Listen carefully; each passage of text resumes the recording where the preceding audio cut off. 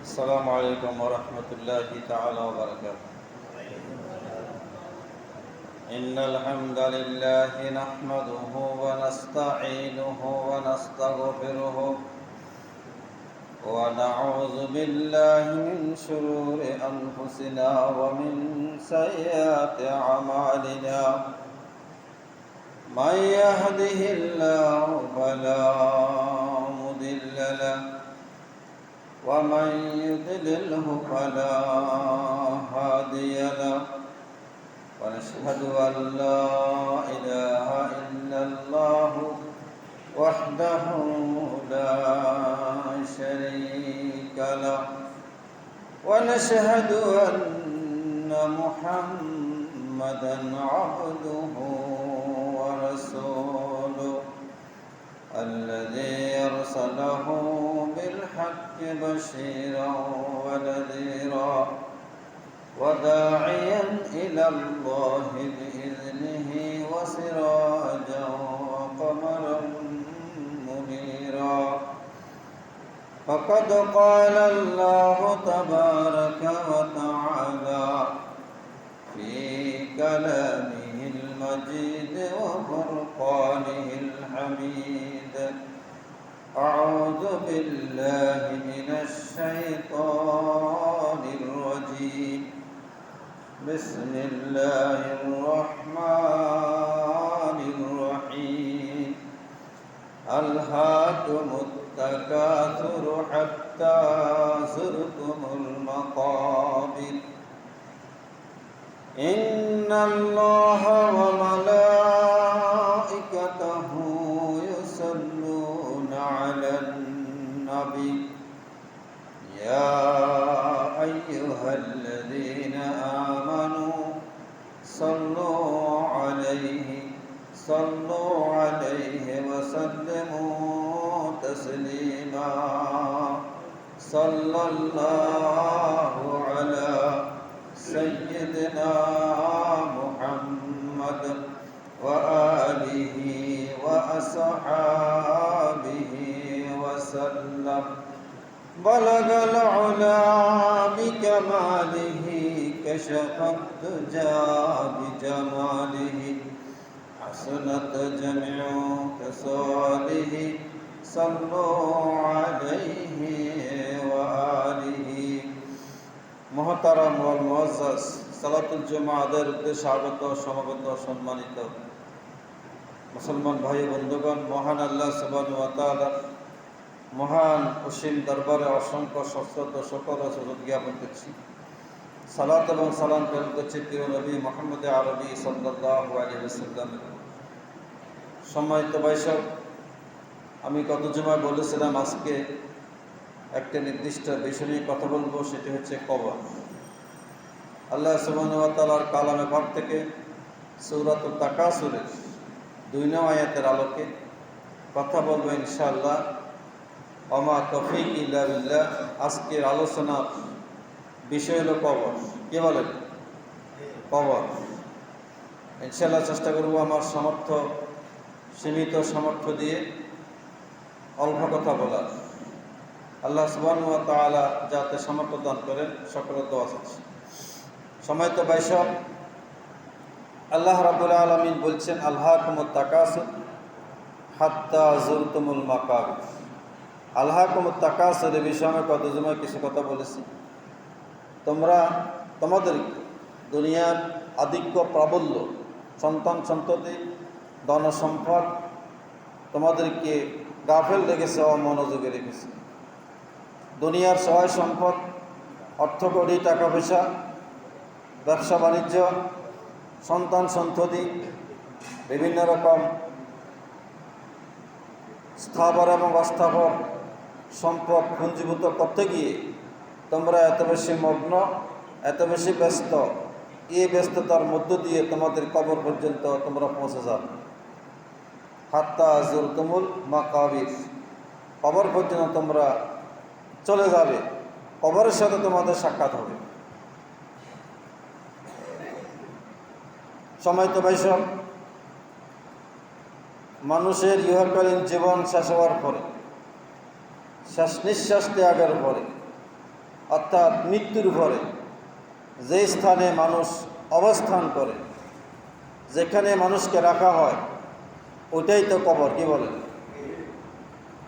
দেখেন, আমাদের ইহকালীন জীবনের সৌন্দর্যের জন্য, সফলতার জন্য, আরাম-আয়েশের জন্য আমরা দুনিয়ার বিভিন্ন রকম আয়োজন করে থাকি। যে বিছানার মধ্যে আমি থাকবো, সে বিছানাটা তুলতুলে নরম কিনা, যে বালিশের মধ্যে আমি শুবো, সে বালিশটা নরম কিনা, আরামদায়ক কিনা, যে বাসায় আমি থাকবো সে বাসাটা সৌন্দর্যবর্ধন হয়েছে কিনা, এগুলো খুঁজি না? খুঁজি। এটা মানুষের ইহকালীন জীবনের মানবিক চাহিদা। কিন্তু এই থাকাটা অস্থায়ী। যত বড় সৌন্দর্য, দামি, যত বড় অট্টালিকা, প্রাসাদ, স্থাপত্য শিল্প হোক না কেন, নির্দিষ্ট একটা সময়ের পরে আমাকে আপনাকে এই দুনিয়ার সুন্দর আয়োজন, সুন্দর বাড়িঘর, সুন্দর ইমারত, কোটি টাকা ব্যয় নির্মাণে সুন্দর এই বাড়ি, ডুপ্লেক্স বাড়ি ত্যাগ করে কে চলে যেতে হবে না? হবে। থাকা যাবে না, থাকা লাগবে না, রাখা হবে না, ঠিক কিনা? কিন্তু এই শেষ নিঃশ্বাস ত্যাগের পরে, যেটাকে আমরা সাধারণত মৃত্যু বলি, মৃত্যুর পরে যে স্থানে মানুষ অনেক দিন থাকবে, কবছর থাকবে, কয়দিন থাকবে, সেটা অনির্ধারিত। যেখানে থাকবে সেটার নাম কবর। যে আমাদের পাশে কবরস্থান আছে, মাকবারা আছে, আমাদের বাবা দাদা, আত্মীয় স্বজন, পূর্বপুরুষ সবাই আছেন না এই কবরস্থানে? কি অবস্থায় আছে আমরা কি জানি? জানি না। এটার নাম কবর। বাংলা আরবি মিলে কবরস্থান বলা হয়। আরবিতে কবর বলা হয়, কুবুর বলা হয়, মাকবারা বলা হয়, মারকাত বলা হয়। কাবরুন এক বচন, কবরুন বহু বচন। কাবরুন থেকে স্থানবাচক শব্দ মাকবারা, মাকবারার বহু বচন মাকাবির। সূরা ইয়াসিনের একটা আয়াতে মারকাত বলা হয়েছে। আমার হাসান আসবে ইনশাআল্লাহ। সময়ত ভাইসব, এই কবর আমাদের দুনিয়ার এবং রঙ্গমঞ্চের জীবন শেষে আপাতত স্থায়ী ঠিকানা। কি বলেন? আমরা দুনিয়ার জীবনকে সুন্দর করার জন্য, বাড়িঘরগুলোকে সুন্দর করার জন্য যে আয়োজন করি, আমার কবরের জীবনকে সুন্দর করার জন্য আমাদের সে আয়োজন কি আছে? এখন কবরের বিষয়ে আমি কিছু সত্য কথা তুলে ধরবো ইনশাআল্লাহ। সব কথা বলা যাবে না, কিছু কথা বলব। সমাজে তো নির্দিষ্ট আল্লাহ রাব্বুল আলামিন বলেছেন, হাত্তা যুরতুমুল মাকাবির, তোমরা কবর পর্যন্ত পৌঁছে যাবে।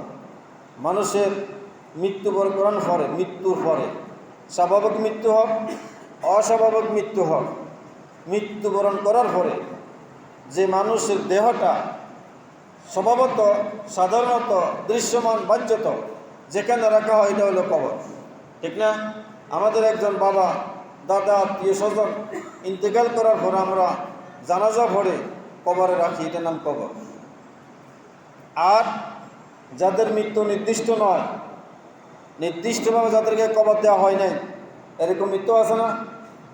সাগরের মধ্যে ডুবে মারা গেল, বিভিন্ন রকম হারিয়ে গেল,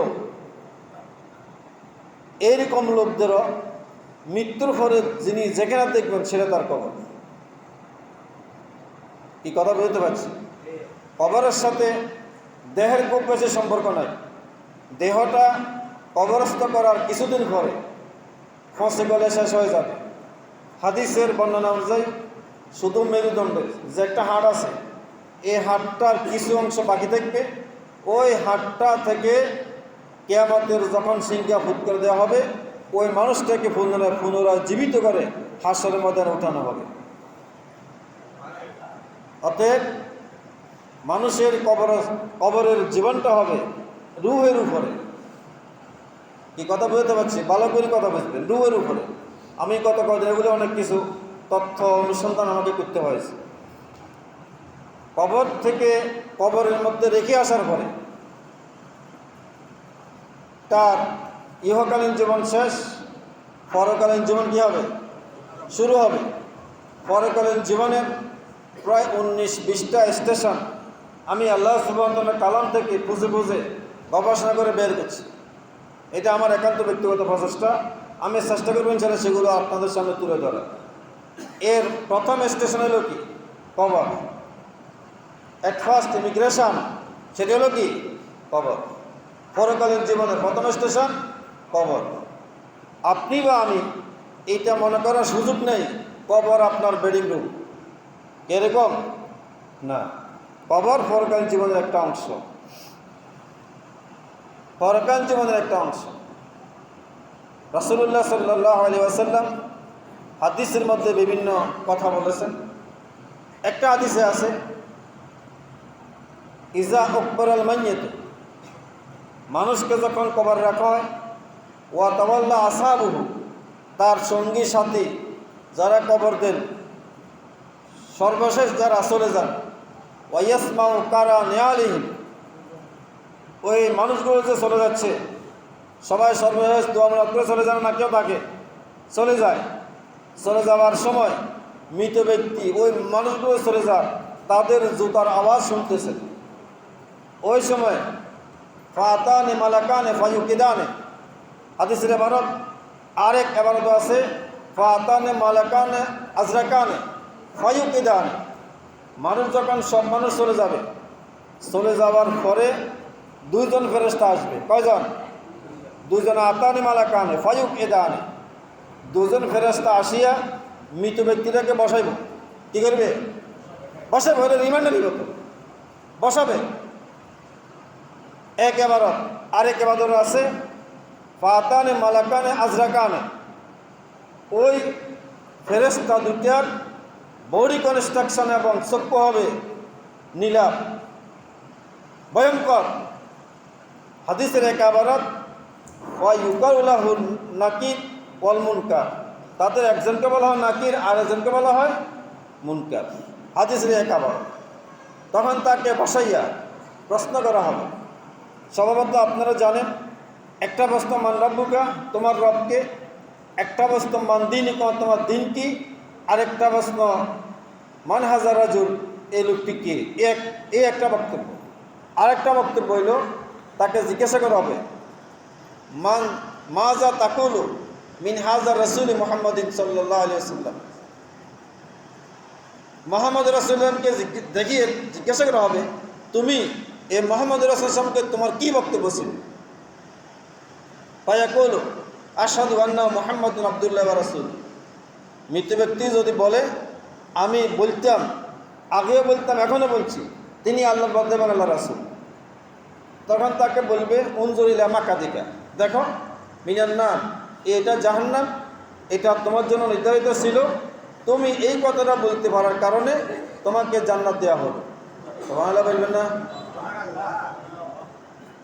ওয়ামাল কাফিরুল মুনাফিক, এবং যারা কাফের, যারা মুনাফিক, যারা পাপী, যারা পাপিষ্ঠ, যারা অপরাধী, যারা অপরাধ চক্রের সদস্য, তারা বলবে লা আদরি, আমি কিছু জানি না। তাকে জিজ্ঞাসা করবে মাজা তাকুলু মিন হাজা রাসূল, এই মুহাম্মদ রাসূল সাল্লাল্লাহু আলাইহি ওয়াসাল্লামকে তোমার কি বক্তব্য। সে বলবে লা আদরি কুলতু মা ইয়াকুলুন নাস, মানুষ যেভাবে বিভিন্ন কথা বলতো আমিও সেভাবে বিভিন্ন কথা বলতাম। তখন তাকে বলবে দেখো এটা ছিল তোমার জান্নাত, তোমাকে এই প্রশ্নের উত্তর না দিতে পারার কারণে তোমাকে জাহান্নামে স্থান দেওয়া হবে।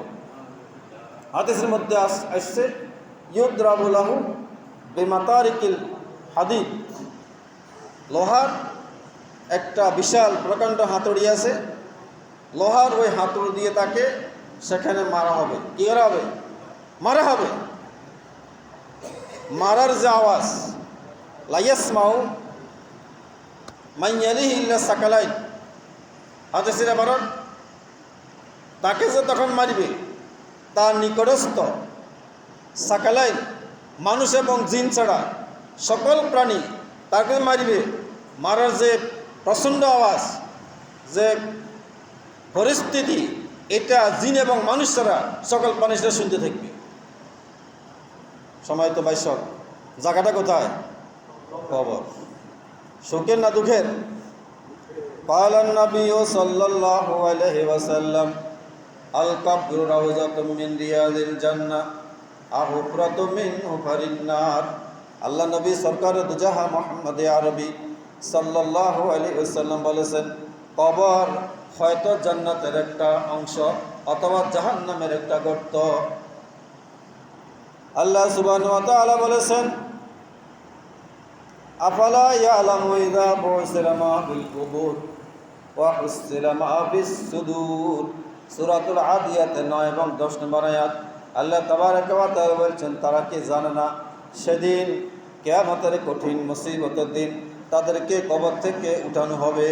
কি করা হবে? আফালা ইয়ালামু ইযা বুসিরা মা ফিল কুবুর ওয়া হুসিলা মা ফিস সুদূর।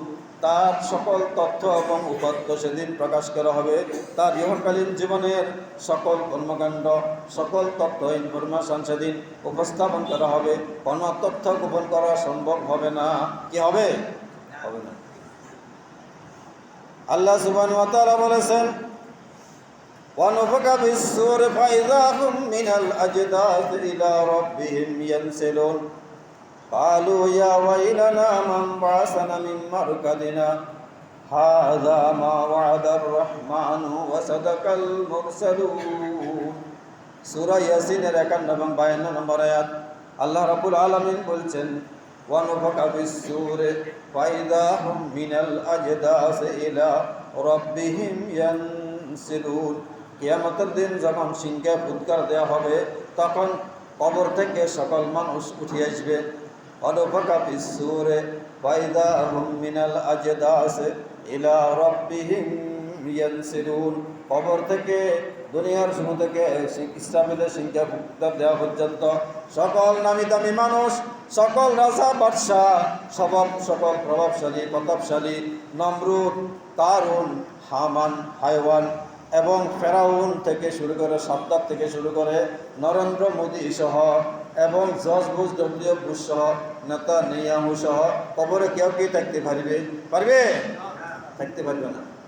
ফাইদা হুম মিনাল আজদাস ইলা রাব্বিহিম ইয়ানসিলুন। সমগ্র মানব সত্তা কবর থেকে উঠে আসবে, কবরের মধ্যে থাকতে পারবে না। ওয়া আখরাজাতিল আরদু আসকালাহা। জমিন তার ভিতরকার সকল সম্পদ, সকল মানুষ, সকল লাশ, সকল কফিন, সকল মরদেহ জমিন থেকে উৎগীরণ করে মাটির উপরে উঠিয়ে দিবে। জমিনের নিচে থাকার কোনো অধিকার সেদিন থাকবে না। কথা ঠিক কিনা? সময় তো বয়স। ওয়ানুফিখা ফিস-সূরি ফাইযা হুম মিনাল আজদাথি ইলা রাব্বিহিম ইয়ানসিলুন। ক্বালু ইয়া ওয়াইলানা মান বা'সানা মিন মারকাদিনা হাযা মা ওয়া'দার রহমান ওয়া সাদাকাল মুরসালুন। সেদিন মানুষ বলে, হায় আমাদের কি হলো, আমি তো একটু আগে ঘুমাইছিলাম, আমাকে আমার কবর থেকে কে উঠাইলো? তখন তাকে জবাব দেওয়া হবে, হাযা মা ওয়া'দাল মুরসালুন। নবী রাসূলগণ, নবী রাসূলদের উপরে উলামায়ে কেরাম তোমাদেরকে যে কিয়ামতের কথা বলছিলেন, হাসরের কথা বলছিলেন, আজকে সেই প্রতিশ্রুত কিয়ামতের দিন। ভাই সব হোশ থাকবে না, কিছুই থাকবে না। সেই কিয়ামতের ভয়ঙ্কর দিবসে এই কবর থেকে উঠানো হবে। আমার কথা ছিল কবর, অতএব কবরটা একটা অন্তর্বর্তীকালীন মুহূর্ত। ওয়া মিন ওয়ারাহিম বারযাকুন ইলা ইয়াউমি ইউবআসুন। সূরা আল মুমিনুন আয়াত নম্বর 100, কোরআন মাজিদের 18 পারা। ওয়া মিন ওয়ারাহিম বারযাকুন ইলা ইয়াউমি ইউবআসুন। বারযাক মানে পার্টিশন। মানুষ যখন মৃত্যুবরণ করবে, মৃত্যুর পর তাকে একটা স্টেশনে রেখে আসা হবে এবং কিয়ামতের দিন যখন সিংহে ফুৎকার দেওয়া হবে, সে স্টেশন থেকে তাকে আবার কিয়ামতের ময়দানে নিয়ে যাওয়া হবে। অতএব মৃত্যু পর্যন্ত, মৃত্যু থেকে কিয়ামত পর্যন্ত এই সময়ের মধ্যে মানুষটা যে জায়গার মধ্যে থাকবে, ওই জায়গাটার নাম কবর। আমরা কি কথা বোঝাতে পারছি? অতএব কবরটা হয়তো শান্তির হবে অথবা অশান্তির হবে। যে লোকটা জান্নাতি হবে, ওই লোকটার কবর হবে জান্নাতের একটা অংশ, আর যে লোকটা জাহান্নামী হবে, ওই লোকটার কবর হবে জাহান্নামের একটা অংশ। এখন সূক্ষ্মভাবে কেউ বলতে পারে জান্নাত জাহান্নাম নির্ধারণ হবে কিয়ামতের ময়দানে বিচার আচারের পরে, ঠিক কিনা? কে জান্নাতে যাবে, কে জাহান্নামে যাবে। ফারিকুন ফিল জান্নাতে ওয়া ফারিকুন ফিস সাঈদ। কিয়ামতের ময়দানে বিচার হবে, বিচারের নিকের জান্নাত এবং জাহান্নাম নির্ধারণ হবে। এখন বিচারের আগে কোন লোকটা জান্নাতে যাবে, কোন লোকটা জাহান্নামে যাবে, এটা বোঝা যাবে কীভাবে? কি কথা ঠিক কিনা? যাবে আল্লাহ তাআলা তো জানেন, জানেন না? জানেন, আল্লাহ রাব্বুল আলামিন জানেন। আমলনামা আছে, আর ওই যে প্রশ্ন উত্তর পাইবে না, কোথায়? টেস্ট পরীক্ষা কবরের মধ্যে কি নেওয়া হবে? টেস্ট পরীক্ষা নেওয়া হবে না, তো প্রশ্ন উত্তর পাইতো না। আজ যে মেয়ের আমল আখলাক ভালো নাই, এই মেয়ে তো উঠতে পারবে না, আমি কিছু জানি না। আর যে মেয়ের আমল আখলাক ভালো, নামাজ পড়ে রোজা থাকে, হক হালালি চলে, ওই মেয়ে এখানে উত্তর দিতে পারিবে। এই জন্য সেই নিরিখে কবরের শান্তি অথবা অশান্তি নির্ধারিত হবে। সম্মানিত ভাইস, আসুন এখন কবরটা কি? কবরটা আমরা যেটা দেখছি, আমাদের স্বজনদেরকে, আত্মীয় আপনজনদেরকে যেখানে রেখে আসি, এটা কবর। এই কবরের যে ব্যক্তিটা, তাকে কবরস্থ করার পরে তার আত্মাটা, রুহটা ফিরিয়ে দেওয়া হবে। এই রুহের উপরে তার শাস্তি হবে অথবা শান্তি হবে, প্রশ্ন উত্তর হবে। একদিন আল্লাহ রাসূল সাল্লাল্লাহু আলাইহি ওয়াসাল্লাম এক কবরস্থানে গেলেন, যাইয়া কাঁদতেছেন। সাহাবী প্রশ্ন, ইয়া রাসূলুল্লাহ ওয়াকাফা আলা কবরিহি ওয়া হুয়া ইয়াবকি। এক সাহাবী যিনি সাথে ছিলেন বলছেন, ইয়া রাসূলুল্লাহ আপনি কাঁদতেছেন না, মা যাত আপনি? আপনি তো জান্নাতের আলোচনা করেন, জাহান্নামের আলোচনা করেন, জান্নাত দেখছেন, জাহান্নাম দেখছেন। জান্নাত জাহান্নামের আলোচনা যখন করেন তখন তো আপনি কাঁদেন না, কবরের পাশে আছে কাঁদতেছেন কেন? কি বলেন? কবরের পাশে গেলে আমাদের কি কান্না আসে? না, আমাদের দেহ, আমাদের মন, আমাদের চিন্তা, আমাদের অনুভূতি এত বোঝা, এত নিষ্ঠুর, কবরে গেলেও কান্না আসে না। এটা যে কবর, এটা বুঝে আসে না। এই কবরে আমাকে যেতে হবে, এই চিন্তা করতে হবে। তখন রাসূল আসলাম বললেন, আল কবরু আউয়ালু মানজালুম মিন মানাজিলিল আখিরা। রাসূল আকরাম সাল্লাল্লাহু আলাইহি বললেন, শোনো, কবরটা জান্নাতে পরকালে যে সমস্ত স্টেশন আছে, যে সব মঞ্জিল আছে, পরকালীন জীবনের সর্বপ্রথম মঞ্জিল হল কবর। কি কথা ঠিক কিনা? রাসূল আসলাম বললেন, পরকাল জীবন প্রথম স্থান কবর। অতএব ফাইন নাজা পামা বাদাহু আইসারা। যে ব্যক্তি কবরের বিভিন্ন প্রশ্ন থেকে ফাঁস করবে, কবর থেকে মুক্তি পাবে, তার পরবর্তী জীবনের হিসাব নিকাশ সহজ হবে। ওয়াইনলাম ইয়ানজু পামা বাদাহু আশিদ্দা রাওয়াহু তিরমিজি। আল্লাহ রাসূল বললেন, যে ব্যক্তি কবরের শাস্তি থেকে মুক্তি পাবে না, ওই ব্যক্তির পরবর্তী জীবন কঠিন হবে। কে বলছেন? রাসূলুল্লাহ সাল্লাল্লাহু আলাইহি ওয়াসাল্লাম। অতএব আমার কবর কেমন হবে আমি জানি না, আপনার কবর কেমন হবে আপনি কি জানেন? তো আপনার জীবন এত আয়েশের কেন? আমার এবং আপনার জীবন যাপন এত দূষিত কেন? আমার অর্থ করি, আয় ইনকাম এত অবৈধ কেন? আমার জীবনযাত্রা এত অপরাধ জগতের সাথে সম্পৃক্ত এবং জড়িত কেন? যদি আমার কবর জীবনটা অশান্তির হয়, আমার সারা দুনিয়ার জীবনের শান্তি দিকে কোনো কাজে আসবে? আসবে না। কবরের জীবনটা শান্তির দরকার আছে না নাই? এটা কি 1 বছর 2 বছরের হায়াত? না, ক বছর থাকা লাগে আল্লাহ ভালো জানেন। সম্মানিত ভাই সব, আল্লাহ রাসূল আসলাম বলছেন, ইস্তানজু আনিল বাউল ফাইন্না আম্মাতাল আযাবাল কবর মিনহু। তোমরা পবিত্রতা অবলম্বন করো পেশাব থেকে, পেশাব করে টেলাগুলো করবে, পবিত্র অবলম্বন করবে, কারণ অধিকাংশ কবর আযাব এটার কারণে হয়ে থাকে। একটা হাদিস। এই সমস্ত আমি যে কোরআনের আয়াত এবং হাদিস বললাম, এইগুলোর আলোকে সাব্যস্ত যে আহলে সুন্নাত ওয়াল জামাতের আলেমগণ, ইমামগণ এই কথার উপর একমত যে কবরের আযাব সত্য, আযাবুল কবরে হাক্কুন। হানাফি মাযহাবে একটি গুরুত্বপূর্ণ আকীদার কিতাব আকীদাত তাহাবী, ইমাম আবু জাফর আত-তাহাবী লিখেছেন আকীদাতুত তাহাবী, মাদ্রাসা ডিগ্রি ক্লাসে পড়ানো হয়। সেখানে বলছেন আযাবুল কবরে হাক্কুন, কবরের আযাব কি সত্য, কবরের আযাব হবে একথা সত্য। সময় তো ভাই সব, এজন্য এই সব কথার দ্বারা একথা সাব্যস্ত যে কবর সত্য, কবরের আযাব সত্য। কবরের আযাব কি? সত্য।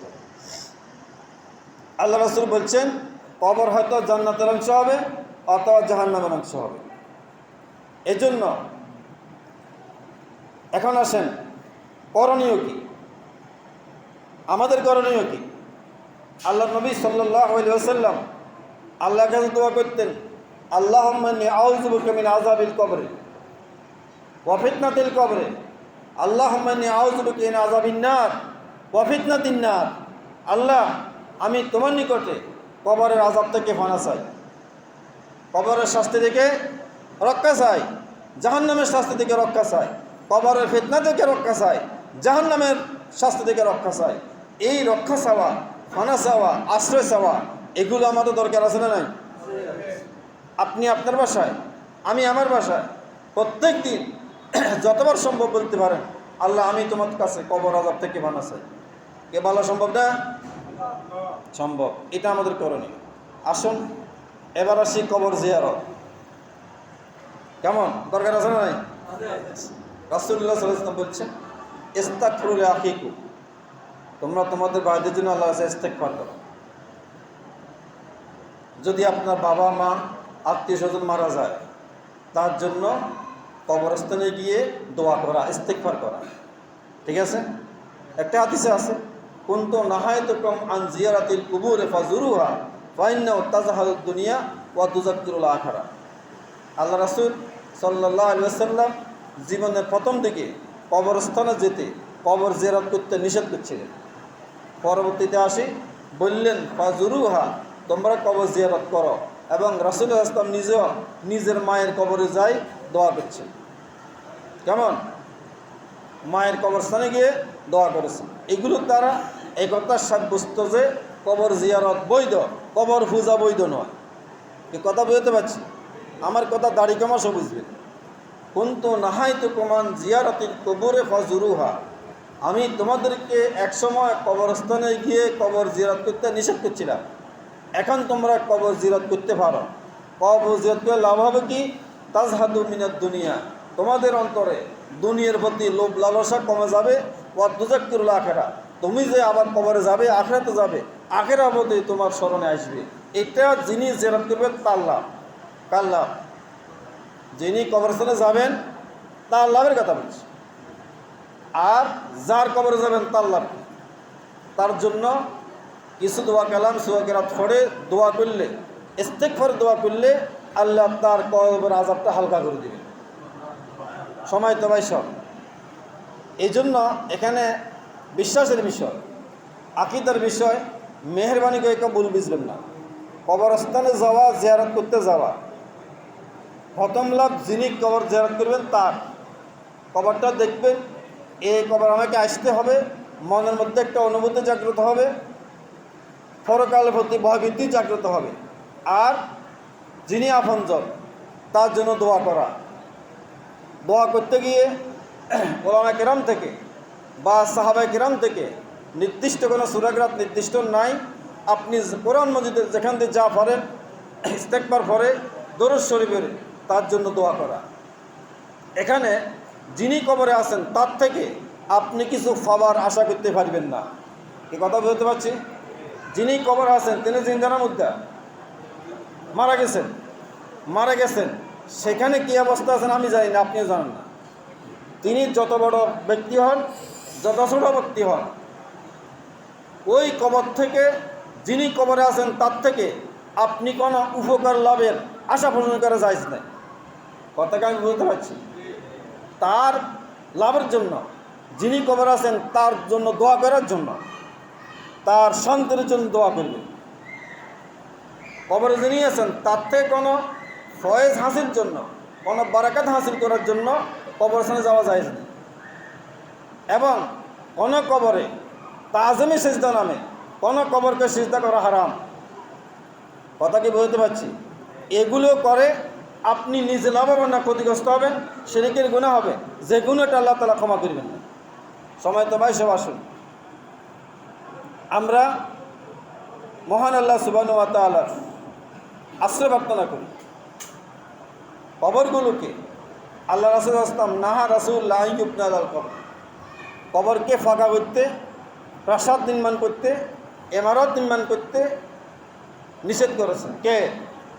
রাসূলুল্লাহ সাল্লাল্লাহু আলাইহি ওয়াসাল্লাম। আমি হাদিসের কথা বলছি, বাকি কে কী করে সেটা তার বিষয়, দায়িত্ব তার, সে দায়িত্ব আমার নয়। আমি হাদিসের কথা বলছি।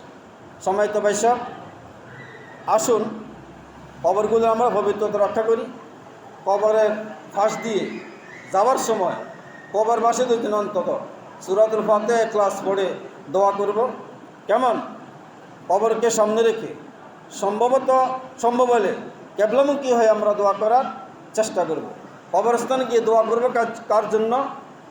কবরবাসীর জন্য, নিজের জন্য। দোয়া করব কার কাছে? আল্লাহর কাছে। আল্লাহর কাছে আল্লাহ রাব্বুল আলামিন যেন আমাদেরকে ইসলামের মৌলিক বিশ্বাসসমূহ ধারণ করা, পালন করা তৌফিক দান করে। মানুষের জীবনের বিভিন্ন অবস্থার উপর নির্ভর করবে কবরে কে সে শান্তি দেখবে না অশান্তি দেখবে। আসুন আমরা আমাদের জীবনকে পরিশুদ্ধ করি, আমাদের জীবনকে আমরা সুন্দর করি। যদি আমার জীবনের কর্মগণের আলোকে কবরে আমার শাস্তি হয়, বাঁচা যাবে? রাসূলুল্লাহ বলছেন তিসআতু ওয়া তিসঈনা তিন্নীনা কালা নবী সাল্লাল্লাহু আলাইহি ওয়াসাল্লাম। কবরের মধ্যে 99টা সাপ দেওয়া হবে। কয়টা? 99টা। তিসআতু ওয়া তিসঈনা মানে 99, 99টা সাপ দেওয়া হবে। প্রত্যেকটা সাপের 7টা মাথা থাকবে। প্রত্যেকটা মাথা দিয়ে যদি আপনাকে একটা কামড় দেয়, নিচের দিকে কয়েকশো ফুট নেমে যাবে, তাহলে সাপটা কত ভয়ঙ্কর! নাউজুবিল্লাহ বলবেন না? যদি এরকম পরিস্থিতির শিকার হয়, আমার ইহকাল জীবনে এত সম্মান মর্যাদা, দাপট, অর্থ, কোটি টাকা পয়সা, বাড়িঘর, এগুলোতে কী হবে? কারো কাছে আসবে? সম্মানিত ভাই সব, আসুন সে ভয়ঙ্কর পরিস্থিতির নাম কবর। আমি এই কথাটা বলতে চাইছিলাম, কবর আমাদের জন্য যদি শান্তির হয় পরকাল জীবন সহজ হবে, কবর যদি অশান্তির হয় পরকাল জীবন অশান্তির হবে, এবং কিয়ামতের মধ্যে উঠিয়ে ওদিন বিচার এবং আসারের প্রেক্ষিতে অর্থাৎ জান্নাত হবে অথবা জাহান্নাম হবে। আসুন আমরা আমাদের কবরের জীবনের জন্য প্রস্তুতি নিই, আল্লাহ সুবহানাহু ওয়া তাআলার কাছে আশ্রয় প্রার্থনা করি, আল্লাহ তাআলা আমাদেরকে কবরের জীবনকে শান্তি দান করেন। সকল বলে আমি। সম্মানিত ভাই সব, এই জন্য আমাদের জীবনকে সুন্দর করা লাগবে। বর্তমান বাংলাদেশে একটি ইন্টারনেট গভর্নমেন্ট বিরাজ করছে, তাই না? বর্তমান সরকার ডক্টর ইউনূসের নেতৃত্বাধীন সরকার বাংলাদেশে বিভিন্ন সংস্কার কমিশন গঠন করেছে। আপনারা জানেন, সেখানে একটা কমিশন আছে নারী কমিশন, জানেন তো আপনারা? নিশ্চয় জেনেছেন। এই নারী কমিশন বর্তমান সময়ের ছাত্র জনতার, তৌহিদি ছাত্র জনতার একসাগর রক্তের মধ্য দিয়ে যে সরকার ক্ষমতায় বসল, এই সরকারের একটা কমিশন, নারী কমিশন, নারী সংস্কার কমিশন। এই নারী সংস্কার কমিশন নারীদের সংস্কার করতে গিয়ে এমন অসভ্য কাজ করেছে, বর্বর কাজ করেছে, এমন অসভ্য সুপারিশ করেছে। এই কমিশন নারীদের দেহ ব্যবসাকে একটা পেশা হিসাবে নির্ধারণ করেছে। কথাকে বুঝেন? কোন দেশে আমরা বসবাস করছি? দেহ ব্যবসা এটা নারীদের অধিকার, এটা কি হইতে পারে? না। ইসলাম নারীদের সকল অধিকার দিয়েছে। ইসলাম নারীদেরকে সভ্য বানিয়েছে। ইসলাম নারীদেরকে বদ্ধ বানিয়েছে। ইসলাম নারীদের কবরের শান্তি, আখিরাতের শান্তির জান্নাত লাভের জন্য তাকে সভ্য ভদ্র দেখে জীবনযাপন করতে উৎসাহিত এবং নির্দেশ দিয়েছে। কথা ঠিক কিনা? ইসলামের অধিকার বাদ দিয়ে কোনো অধিকার হতে পারে না। ইসলামের নির্দেশ বাদ দিয়ে কোনো সংস্কার হতে পারে না। কথা ঠিক কিনা? অসভ্যতা, বর্বরতা কোনো অধিকার নয়, এটা হারাম, এটা কবিরা গুনাহ। বর্তমান নারী কমিশন কিভাবে সাহস করলো? তারা এত দুঃসাহস কথা পেল আজকের এই পরিবর্তিত পরিস্থিতিতে তারা নারীদেরকে বাংলাদেশের বিভিন্ন রকম অসভ্য এবং অন্যায়ের পথে তারা উৎসাহিত করেছে। আমি আজকের শিলওয়ার মসজিদ থেকে নারী কমিশন সহ বাংলাদেশের বর্তমান ইন্টারনেট গভর্নমেন্টকে আহ্বান করতে চাই, এই দেশের 95% মুসলমান, এই দেশে 3 লক্ষ মসজিদ, 3 লক্ষ ইমাম, 3 লক্ষ খতিব মুয়াজ্জিন, লক্ষ লক্ষ আলেম ওলামা, পীর মাশায়েখ, শাহবরান, শাহ মাকদুম, শাহজালাল। এই দেশে নারীদের অধিকারের নামে কোনো অসভ্যতা, বর্বরতা, সমকামিতা, দেহ ব্যবসা, পতিতালয় এই দেশে থাকতে দেওয়া হবে না ইনশাআল্লাহ। কথা ঠিক কিনা? সময় তো ভাই সব 200 শতাধিক ছাত্রের রক্তের বিনিময় এই ইন্টার্ন গভর্নমেন্ট ক্ষমতায় এসেছে। সংস্কার হবে, পরিবর্তন হবে, সভ্যতার আবিষ্কার হবে, অসভ্যতা বিদ্রুত হবে। কোনো অসভ্যতার, বর্বরতার, দেহ ব্যবসার, পতিতালয়ের প্রমোট করার জন্য, সাপোর্ট করার জন্য এই ইন্টার্নি সরকার গঠিত হয় নাই। এ কথাটি কিনা? আমি সরকার আমার বিষয় নয়, আমি বলছি ইসলামের যে মৌলিক বিধান সেগুলোকে লঙ্ঘন করে, ইসলামিক সভ্যতাকে, ইসলামিক নারীদের যে ইসলামিক আইন এবং বিধান সেগুলোকে লঙ্ঘন করে নারী কমিশন তাদের প্রস্তাব করেছে, আমরা সেগুলোর বিরুদ্ধে। কথাটি কিনা? আপনার মেয়েটা আপনার পরিচ্ছন্ন থাকুক, ইনটেক, পবিত্র থাকুক, আপনি কি চান না? কেন এগুলো এদেশে শুরু হয়েছে? এদেশে আলেমদেরকে খেপিয়ে তোলার জন্য, এদেশের ইমাম খতিব ইসলামিক মূল্যবোধকে বিভিন্ন রকম বৈদেশিক তকমা দিয়ে, জঙ্গিবাদের তকমা দিয়ে খেপিয়ে তোলার হীন উদ্দেশ্যে এই সুপারিশ শুরু করা হয়েছে। আমরা নারী কমিশন সহ সরকারের সাথে সংশ্লিষ্ট সকলকে উদাত্ত আহ্বান করছি, এই সমস্ত অসভ্যতা বর্বরতা থেকে আপনারা ফিরিয়ে আসুন। না হলে এদেশের তরুণ, যুবক, ছাত্র, আলেমালা, পীর মাশায়েখ আপনার বিরুদ্ধে প্রয়োজনে আবার মাঠে নামতে বাধ্য হবে। আল্লাহ সুবহানাহু ওয়া তাআলা আমাদেরকে কবরের প্রস্তুতি নেওয়ার তৌফিক দান করুন, পরকাল জীবনের সফলতার জন্য আমাদেরকে প্রশ্ন তৌফিক দান করুন। হাযা মিন ইনদি ওয়া ইলমু মিনাল্লাহ আলাইহি তাওয়াক্কালতু ওয়া ইলাইহি ওয়া আসসালামু আলাইকুম ওয়া রাহমাতুল্লাহ।